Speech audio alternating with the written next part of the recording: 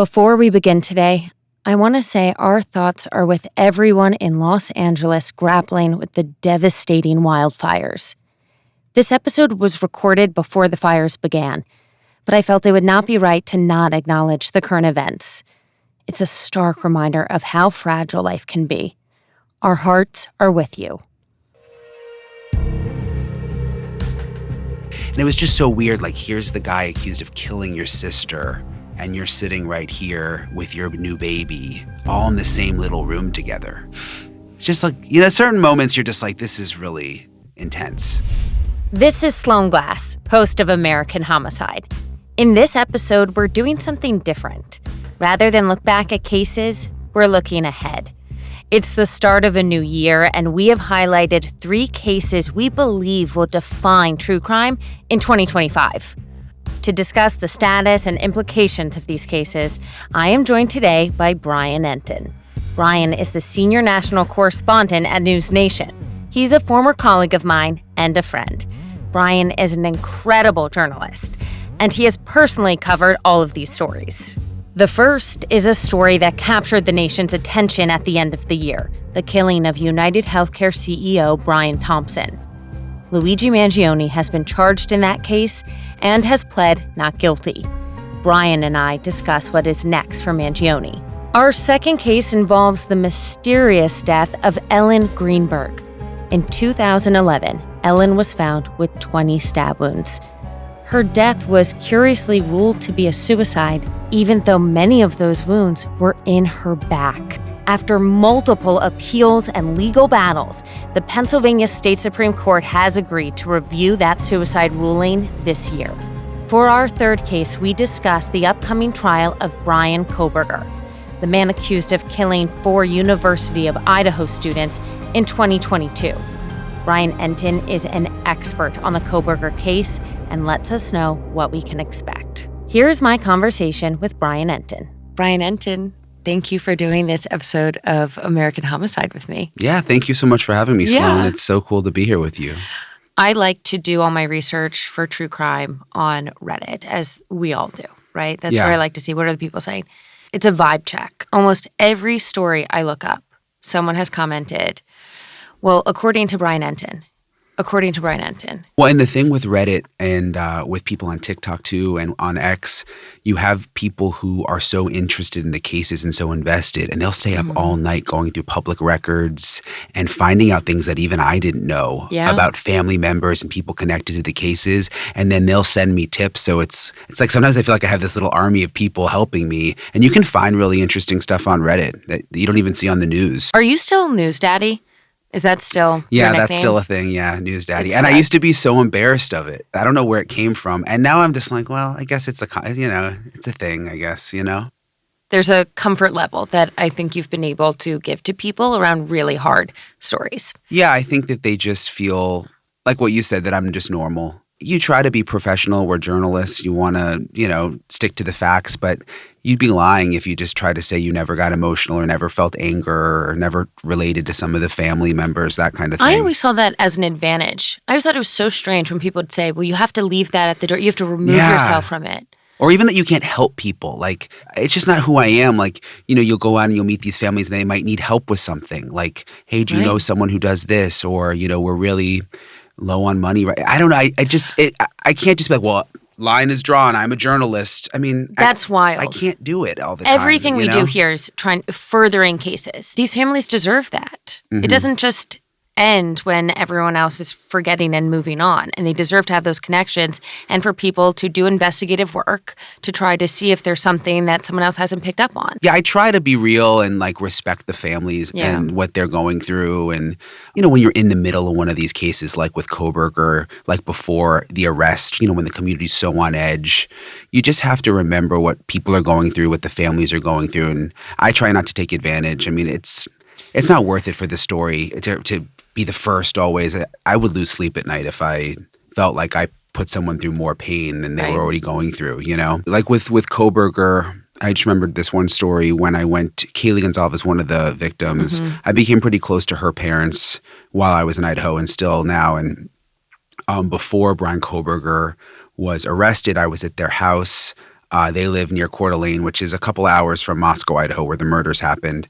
And we were doing an interview and we were talking, and they showed me that Kaylee's ashes were next to Maddie's ashes. They had them next to each other. They're best friends, right? Yeah, because they were best friends, and they just, both families, like Maddie parents didn't want to take the ashes away from Kaylee's house, because that gave them comfort. And so it was really like an emotional thing to see, and we shot it, and it was going to be a really big part of our story. And when we left, Kaylee's mom called me and said, we really don't want you to show that part. Like, we thought about it, and we don't want like people to think that like Maddie's family doesn't care about her or something, because it was the opposite. That's why they kept, And anyway, of course, no questions asked. Like, I took it out, which I think other people wouldn't have done that, because in the moment it was a really good, exclusive element that no one else had. But like you were saying, when you stay on these cases for so long, it's not worth upsetting them. And then I would have felt terrible about it if she asked to take it. You know what I mean? Like the other crime reporters and from the other TV networks and stuff will come in. You know how it is. They'll parachute in for a couple of days. They'll do some live shots and stories, and then they'll leave. Or with like Kohberger and some of the others, I've just stayed in those places. Like basically moved to Idaho for a couple months and then been to pretty much all of the court hearings. So I think people kind of connect with that. They see that I stay at these places and get really, really invested. You stay and you're real. Yeah, you're not a scavenger in any way. You connect with people. I try. Someone just yesterday called me a prostitute, which I had never I've never heard that phrase before. But then I ended up have you ever heard of that before? Never. Prostitute. And I ended up becoming friends with a guy, and like we bonded, and he was cool with me after we talked. Yeah, of course. I want to talk more about Kohberger and everything surrounding that case later. Okay. Today, I want us to kind of look at and think about the true crime cases that we should keep an eye out for in 2025. And also, you are able to explain to everyone what it's been like to cover some of these stories in a newsroom environment, in the field. It's impossible to start this without talking about Luigi Mangioni and what has happened in the United Healthcare CEO shooting. Luigi Mangione has pleaded not guilty to charges in the cold-blooded killing of United Healthcare CEO Brian Thompson. This is a story. I've never seen anything like this. When the video came out and you had like a prominent CEO shot right there on the street, and it was clear that he was targeted, I think the interest level was really, really high then even. We were covering it every single day, and people were trying to figure out who it was. We got a tip, actually, that the killer might be from Atlanta. So they flew me to Atlanta. And this is what people don't realize. Like, I was just sort of chilling in Atlanta because we really thought, I don't know if you remember, they said that the bus went from Atlanta. And we had some other tips, and we were even, talk about Reddit, people were sending me photos of people in the Atlanta area that looked like the guy in the surveillance video. We would go drive by their houses. Like, we were really investigating the Atlanta area. So I was in Atlanta, and then we got the call that they've got a person of interest in Pennsylvania. So got the first flight to Pennsylvania, but the newsroom was crazy. And I think what's interesting is there was so much interest in the story even before the arrest. And a lot of times when there's an arrest, like, it kind of goes down because it's like, okay, it's been solved. The killer's not on the run anymore. But with this, it was like the opposite. I mean, it went crazy when it ended up being Luigi Mangioni. He has become a martyr to a lot of people. Yeah, there's like an obsession, and it's interesting. It's almost mainstream in a way. Yes. It's not like there's this weird, crazy cult and people who aren't showing their faces doing this. It's like some people that I even know, I don't know if it's the same for you, who have reposted some of these videos. A lot of people think he's really attractive. And I think a lot of people have had bad experiences with their health insurance, and this is sort of an outlet for that. But it is disturbing. Have you ever seen so many photos come out of someone right away in terms of they took a photo of him in the jail, they took a photo of him outside, they took a photo of him like while he was sitting in his jail cell that they released? I've never seen them release photos like that. And then when he arrived in New York City, it was literally like a movie. I mean, you've got the mayor there, and the way they paraded was he there? him. That felt totally unnecessary. That felt like it was slimy. I think. Arrogant. I agree. Yeah. I thought that was a slimy move from Adams. Obviously for attention, and why so many body? I mean, there were like people in SWAT gear, and I think they were trying to make it into a scene. Yes, they were huge, and I think that those guys just wanted to be a part of a big story. They wanted their photo taken. He looks like an apostle. He looks like he is being walked right into his crucifixion, surrounded by apostles. And I saw some videos actually where they made him into Jesus. Yes. And you wonder what he's thinking. Right. I mean, is this the moment he was waiting for, like, to get this kind of attention? And then it turns out that the alleged shooter, highly educated, he's a great speaker. Mm-hmm. A lot of people think that he's very good looking. And he's not, in a very apparent way, leaning one direction or another in terms of political parties. Mm-hmm. And I think that made the story a lot more nuanced. Some people were imagining that this was someone who was very liberal. And it does speak to the climate that we are in today. And I think there's something about not viewing people one direction or another about this story that I think is important. Yeah, I think so. And I think when the suspect name comes out, we start in the newsroom searching. You've got researchers and people. Everybody's trying to figure out who this guy is, who the family is. And usually pretty soon you figure out, like, oh, he had this previous criminal charge, or, oh, something bad happened, or something. It was just so weird. Everything was great about this guy. Everything. And we started to, I interviewed people very early on that right after the arrest that went to high school with him. He went to this prominent boarding school outside Baltimore, $40,000 a year, really hard to get into. And he was the valedictorian. So he was at the top of the class. He was a really, really good wrestler, but he was like a nice guy, they all said. He wasn't like bullying people. You know how sometimes those really cool, popular kids are like jerks. Mm-hmm. He wasn't like that. It's really rare. I was trying to think of, there's other stories, and sometimes people love to say, no one expected. But there's always someone. Yeah. There's always some girl who's saying, actually, he was really weird. Or someone in their class who says this person was really off, and we have not heard that at all. No, not in. It's breaking all the molds that I could have expected. Yeah, not in high school. We interviewed people that he went to Penn with. We got 2 engineering degrees there. He got his bachelor's and his master's. Again, described as great. He lived in Hawaii for quite some time. Lived at like a surfing hostel. And everyone he lived with there said the same. He was the leader of the book club. He was like everybody's best friend. Was the reaction on social media, how did that translate in the newsroom? How did they interpret that? It's interesting. Some of our bosses are so shocked by the people who love him and these fans that he has. And I think some of the younger people are kind of like understanding of it more, as weird as that is. And they don't agree with it. But I think like, I don't know, maybe it's generational. I just think like some of the older people are more shocked by this like admiration for him. Right. I imagine that it would be a tricky story to cover when you're balancing the reality of what's happening on social media and also needing to deliver the facts of the case. It is, too, because you kind of, when you're covering someone accused of doing something so horrible, a lot of times you lean into the bad things about the person because now they've become an accused killer. Whereas with him, I remember even after a couple of my live shots thinking like, I feel like I'm describing him as such a good person. Right. But everyone we were interviewing was saying that. I didn't interview anyone who said anything bad. Brian, he is alleged. Yeah. And I think that people forget that. Yeah. He is the alleged shooter. So I think you are reporting on him as you're hearing him to be. And I think of course, yeah. But the evidence is pretty overwhelming. The manifesto, he had the police are telling the truth. He had the gun. He had bullets with him.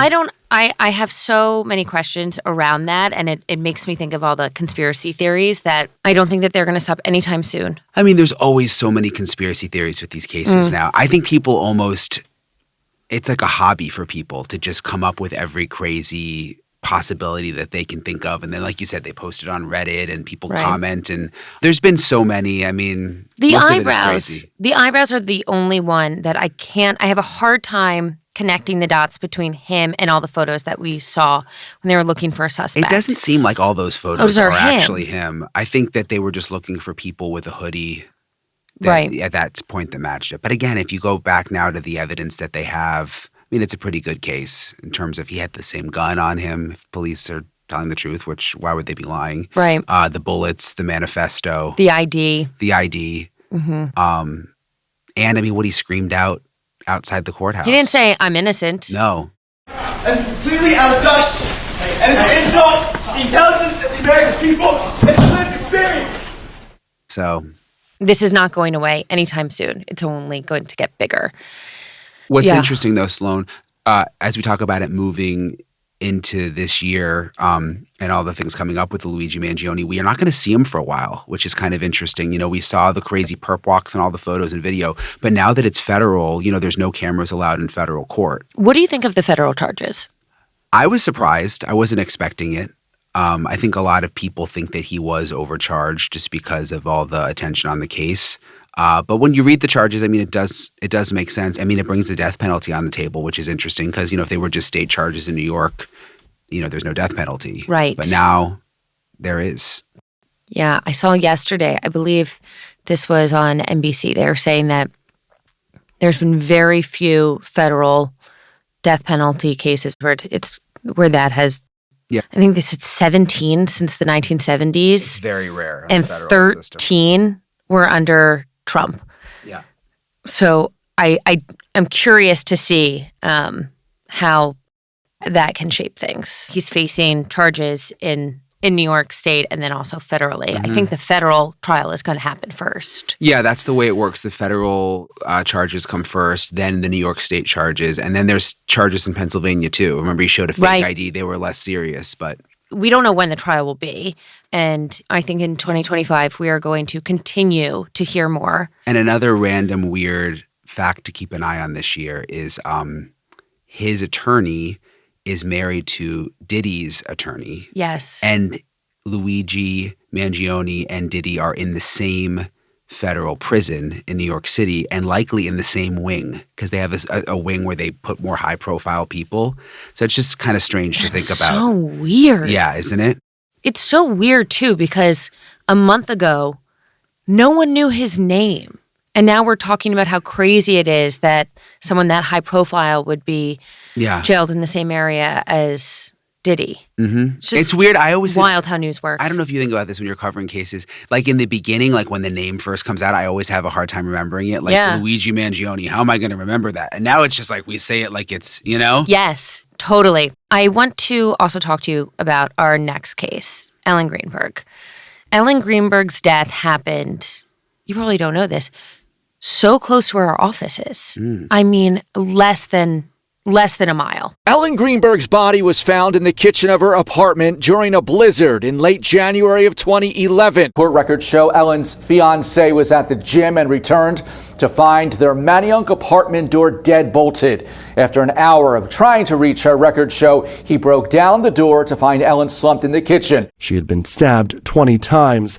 The Philadelphia medical examiner originally ruled her manner of death as suicide, then changed it to homicide before switching it back to suicide. Since then, her parents have been fighting to get this case reopened. Ellen Greenberg was found dead in 2011. She was 27 years old. She was a school teacher in Philadelphia. And we're not going to be able to get into all the details of these cases because of the time that we have.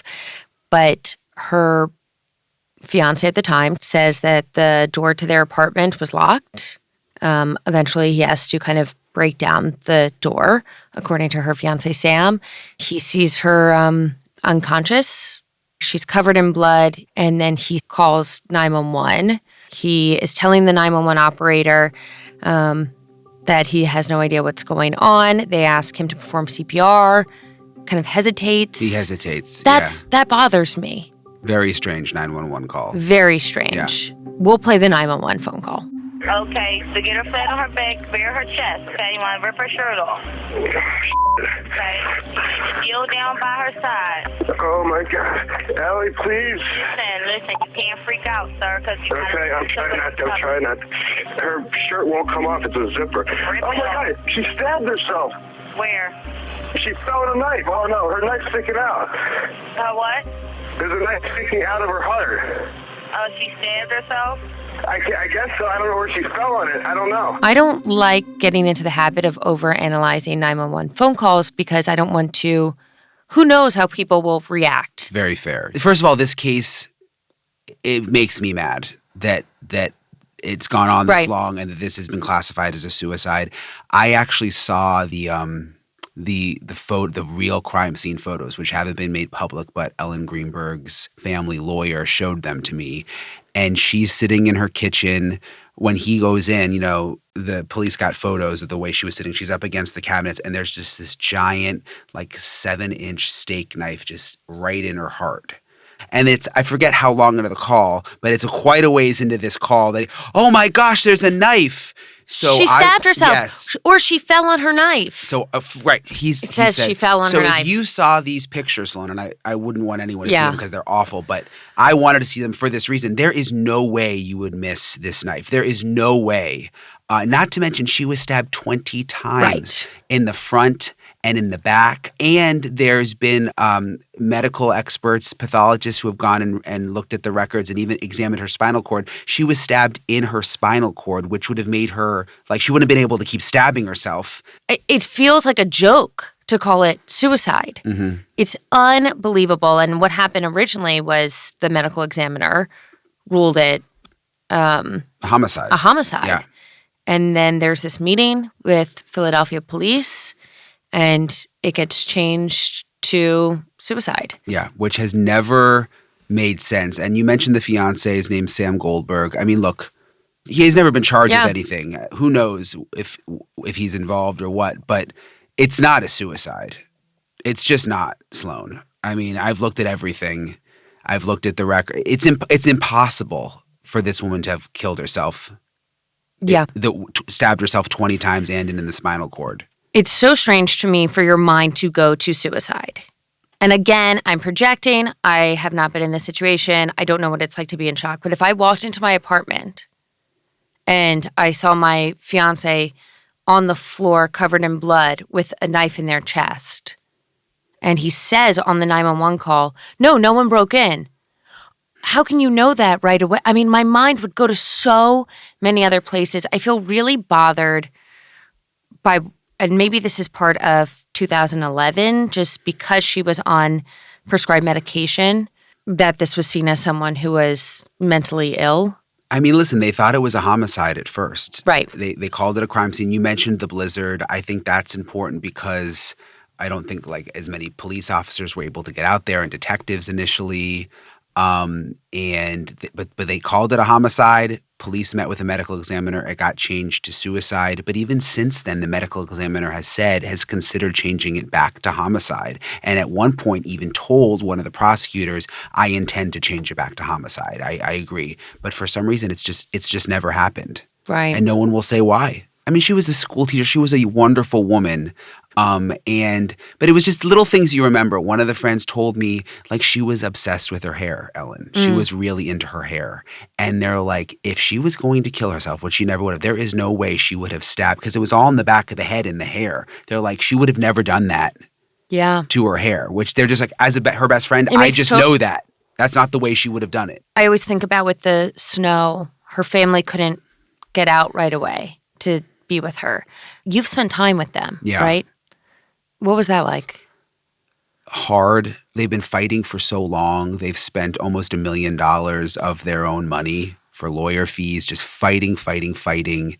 They're suing the city now. They're suing police, trying to, claim that there's a cover-up, and just fighting to try to get the case reopened. And everybody, they hire all of these experts and pathologists who all say the same thing. There's no way it could be a suicide. But for some reason, the city of Philadelphia just has dug their heels in. Pennsylvania is part of the reason why people are talking about the story again, because of Josh Shapiro. He's the governor of Pennsylvania, seen as potentially a possible VP pick for the Democratic Party. But he was attorney general, right? And they turned it over to him, and he kept the ruling.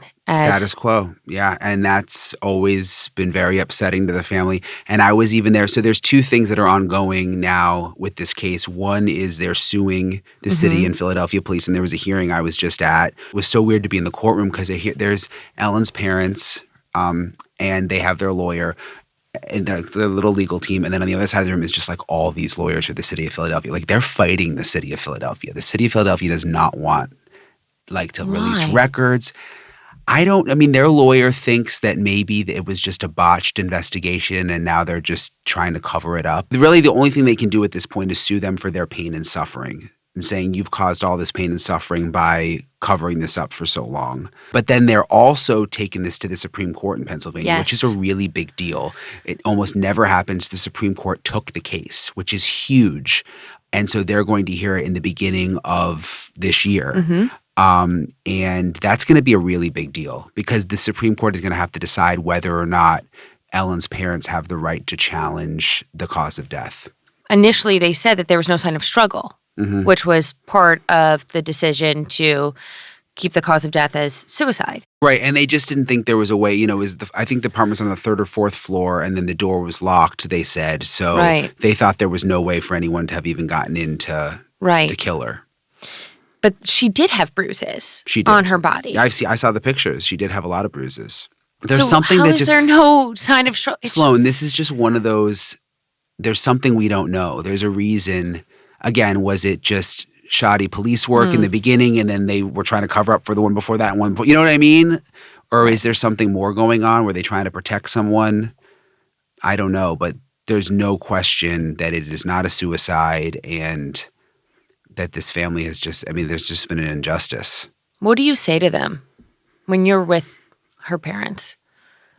I promise them that I won't stop covering it. And that's all you really can do.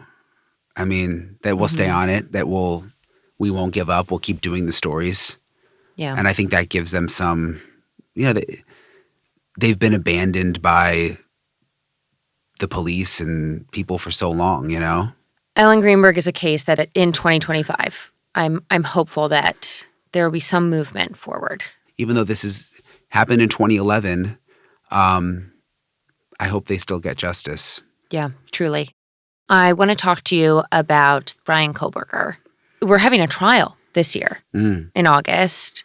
Can you just set up for everyone what happened? Yeah, so basically, these 4 University of Idaho students were asleep in their beds in Moscow, Idaho, and they were just savagely stabbed to death in the night. And there was a massive manhunt. No one knew who did it. The country was really just perplexed and into this story. And then Bryan Kohberger was arrested. He was getting his PhD in criminology at Washington State, which isn't far from University of Idaho where this happened, probably about 20 minutes. He was arrested, and it's just sort of dragged on for a couple years in terms of the court process. And now there will finally be a trial in August. I want you to tell the story about when you first got a tip about Kohberger. Yeah, I'm just... Do you have to tell that a lot? No, there's so much with Kohberger. It was like my life for... Yeah, talk it still more is, about that. But because you lived there, you moved there, what it's like to be embedded in a story like that. You just become obsessed, especially because, there was no arrest for so long. And there was, again, I became close to the families. These were just innocent kids, innocent college kids. And, I became obsessed with trying to figure out what happened. And we mentioned like the army of people online, like, the whole country and world was like obsessed with it. So it was really an intense time. And I got this tip, and I don't want to like give away too much because I don't want to give away any sources or anything, but I got this tip to come to Pennsylvania because there had been an arrest, and it was from someone that worked within the jail system. And that's what's so interesting. Like, a lot of people have like these high up law enforcement sources, and I have some of them, but for me, like the people who always come through for me are just like regular people that I've met on social media, who know someone, or they just contact me directly. And that's kind of what happened in this situation. And they were just like, you need to get to Pennsylvania right away. Like, it was just a random message on social media. So I said, what's your phone? That is, you got a DM. A DM, yeah. And I talked to the person and got on the plane, and that's how we were the first ones to break it, yeah. I remember on the other side of things being in the newsroom and hearing Entin's being sent to Pennsylvania. I'm like, why is it? You can't pull him. Because none of us knew right away why exactly you were going to Pennsylvania. Yeah, I remember telling my boss, like, I think I need to go to Pennsylvania. I'm not positive, but I have a really strong feeling that this is going to be it. So we went, and then the arrest happened, or the arrest had already happened, but it came out that he was locked up, and it was crazy. I went out to their house, to his parents' house where he was arrested. It's kind of another crazy story, kind of to like sneak into the gated community there, because they lived in a gated community, which again is just kind of my style. Like all the other reporters are outside, and I'm like, can someone get me into the gated community? How did you sneak in? Again, someone messaged me on X, Twitter at the time, and said, "Oh, I live in the neighborhood. Just FYI." Like I wrote her back. I'm like, "Can you take me in? Like, can we meet at the gas station down the street?" And so she met me. I got in her car, and she drove me in and took me to their house. And like the front window was all bashed because the police had busted inside. Wow. Yeah.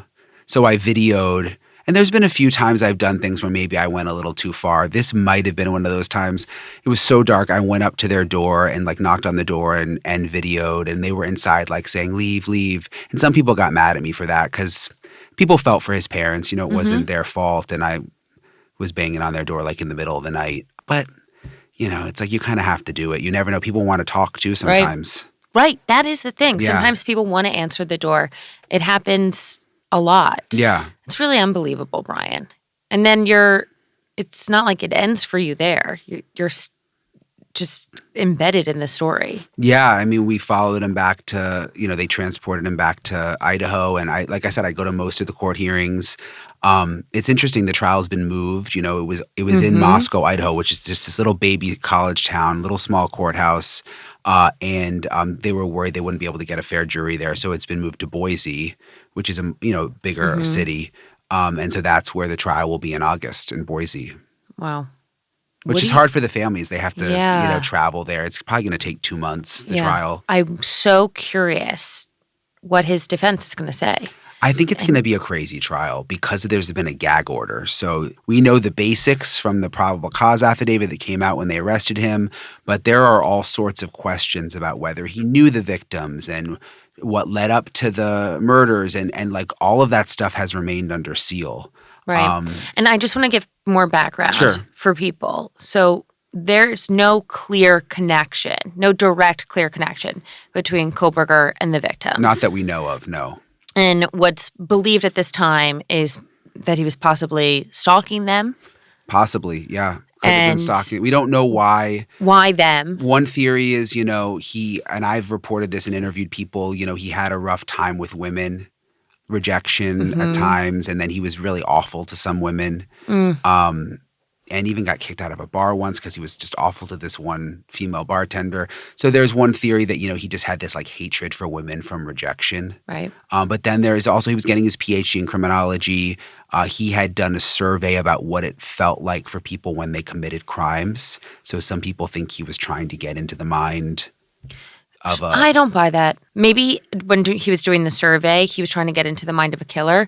I don't think that's the reason why he killed. I don't think he was living out some fantasy of the perfect crime. To me, that just feels like too much of a game. It feels personal. I just don't know what the connection is between him and the victims. And you can see from his phone records, he kept driving by their place. That's what the prosecution says. The defense has said, it was pinging in that area because he liked to go on drives and stargaze. So that's one thing that's come out that could be the defense. Interesting. It's going to be interesting because they found the knife sheath in the house. That was the big connection. He allegedly left the knife sheath behind, and then they found a piece of DNA on the knife sheath that connected back to him. But the way they did the DNA testing is like really experimental these days. The defense says it's called investigative genetic genealogy. And basically they got the piece of DNA off the knife sheath, and then like 23andMe, and you can do those things. They used that database to try to figure out who the DNA belonged to, which hasn't been done. Like the Golden State Killer. It hasn't been done a lot, though. Wow. And I can already tell that the defense, that's going to be something they really go after, like the science of that and how accurate it is. But there's a lot, I think there's a lot we don't know. The prosecution might have a lot that we don't know. Right. Because of, again, this We're gag not gonna order. know. Yes. That's why I think it's going to be a really interesting trial. I think it's going to be one of those trials where there's just a ton of new information that comes out. Yeah, I agree. I also think he just has a certain look about him that he's haunting. Yeah, he's intense. He's intense. I mean, I've been in the same room as him a lot of times for these hearings. What is that like? It's awkward, especially when it was in Moscow, Idaho, before it recently got moved to Boise. So the families would come in for the big hearings, and he sits so close to them. I mean, because it's just awkward, It's like right. the one victim, Kaylee, her sister came to one of the hearings and had a baby. And so she brought her baby to the hearing, and the baby was like, I don't know, I always think back to this. It's like one of those moments I won't forget. The baby was like kind of cooing during the hearing, but like Bryan Kohberger was so close to them, like, just maybe 10 feet away. And it was just so weird. Like, here's the guy accused of killing your sister, and you're sitting right here with your new baby, all in the same little room together. It's just like, certain moments you're just like, this is really intense. Yeah.